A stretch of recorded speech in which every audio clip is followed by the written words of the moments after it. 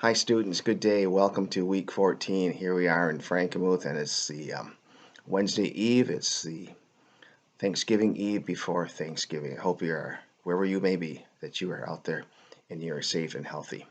Okay, let's talk about Hospitality 3050. My name is Randy Hagenar. Um, Class business, just as we get closer and closer towards the end of the semester, just want to encourage you to keep working your points.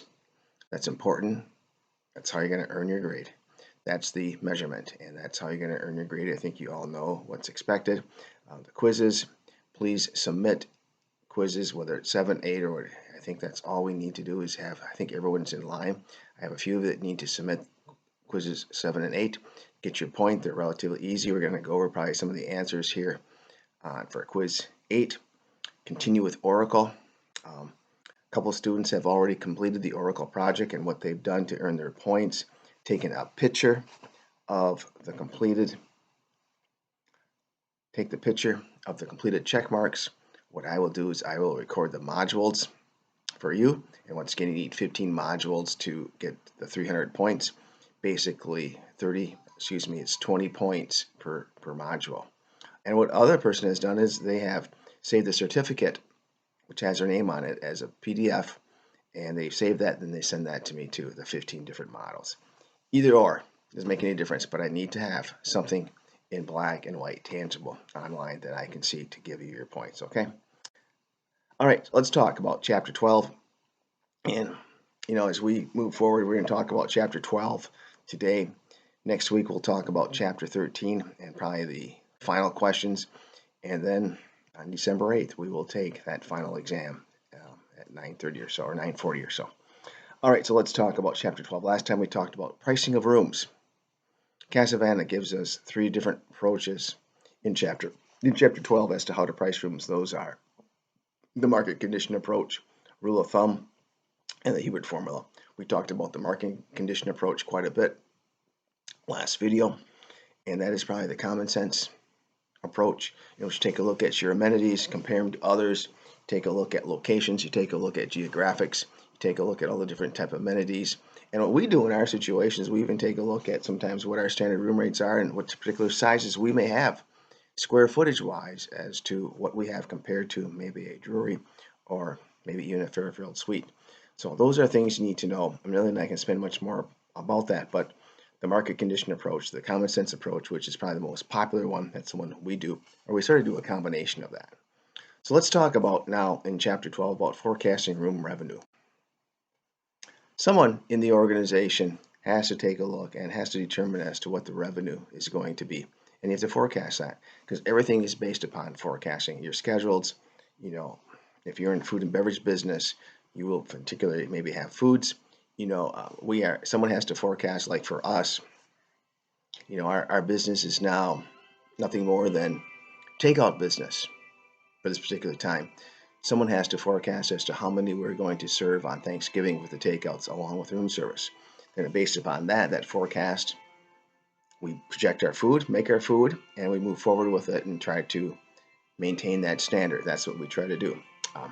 So anyways, when forecasting your room revenue, you need rooms available. What are the rooms available? For us, it's 360. For Splash Village, it's 158. You need your occupancy percentage. Okay? And you also need ADR, average daily rate. So let's take a look at this. Casavana gives us some examples as to how do you forecast room revenue. That's very, very difficult. This is just very, very basic. So let's say Splash Village. They plan, not Splash Village, it's a different hotel. Let's say you have 100 rooms available and you have 70% occupancy, okay? And you do that times 365. So that would be 36,500. Available rooms times 0.7 would be 25,550 rooms that you sell. Your ADR, if that's 130, would generate sales of like 3,321,500. Very, very basic, but you need to know that. And then if you can increase your occupancy with your goals, that helps your sales. If you can increase your average daily rate, that can help with sales. And there's all kinds of strategies and different ideas as to how you can go about doing that. And how do you keep your business going? That's probably just one thing we probably should just take one more look at it for the last part of this school year. Your service has got to be top notch. Your property has to look attractive, and also you have to have products that are desired. I'm sorry about that. Products that are desired in terms of the guest and products that are desired. So let's take more example more about that. I'm sorry about the puppies. Once those people walk by, the dogs will be okay. Service. Service needs to be friendly, needs to be hospitable, timely, and I try to say use of names. Apply the Dale Carnegie thing. Try to incorporate the name of the individual if you can get to know them. Introduce yourself. Show that you care, and have that as part of your attitude and part of your strategies to really try to be a top service organization. Try to really minimize your bottlenecks, in which there's no service delays, and there's strategies to that too. But you got to try to keep things rolling. You're a property. Think about property. Think of all the properties we've talked during the calendar year or during the school year. The Grand Hotel. Really wish you could have went to see the Grand. Hopefully you can somewhere in your lifetime. Beautiful property on Mackinac Island. Think of Hotel H. I really wish we could have got into the Hotel H and done our tour and observed the techniques as to what goes on at the front desk for those folks. Think of Zender's Splash Village. Nice property. And one of our competitors. But hey, got to give them credit. They do well with that. And think of our property, Bavarian Lodge. All these properties, when you drive up or when you're in a boat going up to Mackinac Island from Mackinac City or St. Ignace, you have an impression and you want that impression to be met. The property has got to look attractive.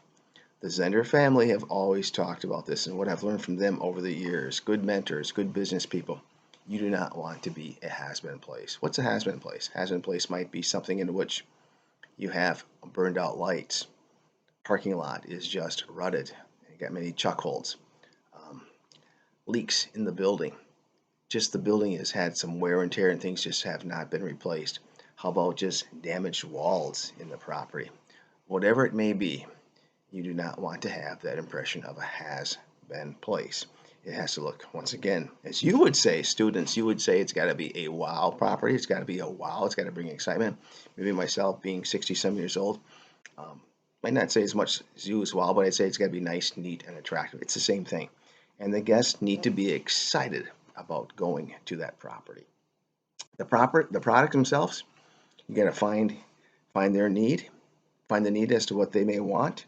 You market it, you sell it, and if your property is right, your product is right, you don't apologize about it. You don't have to apologize about the price. You'll know about the price if it's the correct price or not. If you get constant comments that you're too high, you know it. But you'll do your homework and you'll figure out the price points. But yeah, your products have got to be what the guests want. And in business, if the product isn't what they want, you should probably get rid of it. And in the hotel business, it can be something as simple on a menu planning. If something doesn't sell, number wise, in terms of percentage wise, if it doesn't sell at all, you probably should get rid of it on the menu. If you have a guest type hotel, whether it's a suite, it doesn't sell, you probably need to ask yourself, why doesn't it sell if the other rooms sell? And maybe you need to convert that suite into something that is more attractive and that does sell. That's part of business. So anyways, give the guest what they want and charge them for it. Nothing wrong with that. Okay, so let's take a look as we get close to concluding here. The three different percentages or ratios that really are important as we conclude Chapter 12. First one is the occupancy percentage. We've talked about this all during the semester. And what that is, once again, is number of rooms occupied divided by the number of rooms available. So let's take a look. Today is, I'm trying to project, let's take this in practicality. Today is Wednesday, and how many rooms will Zenders have tonight at Splash Village? They have 158 available. I would project they're probably going to have 100 to 110. That's just me. Don't know. I could be wrong, but that's what I would think. So let's take a look. If they have 100 rooms divided by 158, that would give them an occupancy percentage of 63%. What if I'm a little bit eager and aggressive and I try to sell 5 more rooms and maybe I'm going to do some discounting, or maybe I can somehow just influence people that walk through the door to stay with us? If I can get 5 more people to stay or 5 more guest rooms, you take a look at 105 divided by 158, that becomes 66%.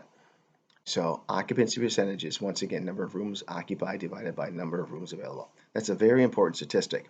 And what's happening now with the pandemic is that, shoot, this day they'd be sold out.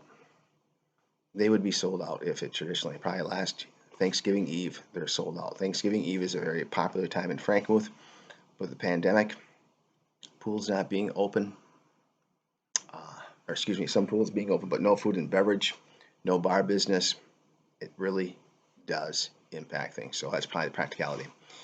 Another rate I want to talk about in terms of measurement is the average daily rate. We call it the ADR. Nothing more than total room revenue divided by number of rooms sold. Once again, your total room revenue divided by number of rooms sold. And there might be times in which your occupancy percentage is where you want it to be, but your ADR is not where you want it to be. There are times maybe when your revenue might be where it wants it to be, but then you might not have the occupancy, or you might not have the average daily room rate. That's part of business. That's part of business. And it's just like in a restaurant. Yep, they try to have X amount of dollars in sales, their total revenue, and they probably try to have an average menu price per guest. Sometimes you hit it, sometimes you don't. And I think the most important thing is that your total sales. If you hit your total sales, I don't really care, because my philosophy, along with the family's philosophy, is that if you get your sales, they'll take care of your sins. Your sins are your expenses, basically. So the occupancy percentage, the average daily rate, those are all measurable things that hotels really take a look at. That Casavana gives us many, many more different examples in the book, but I think those are the top ones, and those are the two ones that I really, along with revenue, as to what I want you to be concerned about. And like I say, during these times, there may be things in which you do accomplish ADR. There's times in which you may accomplish the occupancy, but it's just the reality of it. So, okay, so let's conclude. Today is Wednesday, the 25th, and we're getting closer and closer to the end of the semester. Once again, we will have another video next week, probably on we're on chapter 12, chapter 13. I don't know if I'm going to do anything on chapter 14. The second video that I give next week will be on the final exam. And the final exam is looking probably like around 50 questions, okay, 50 multiple choice questions, which we will talk about. So anyways, you've got X amount of time, so please plan your work your plan, try to get things done, not just in hospitality 3050, but in other classes, and try to do it with an energetic and enthusiastic manner. Try to get things done. So anyways, thank you. Thank you for being who you are. Thank you for being students at Northwood. Be safe and enjoy your Thanksgiving as much as you can. And it's just such a different year. So I hope that somewhere down the lines our paths can cross and we can visit again soon. All right. Thank you. Enjoy yourselves and be safe. Happy Thanksgiving. Bye-bye.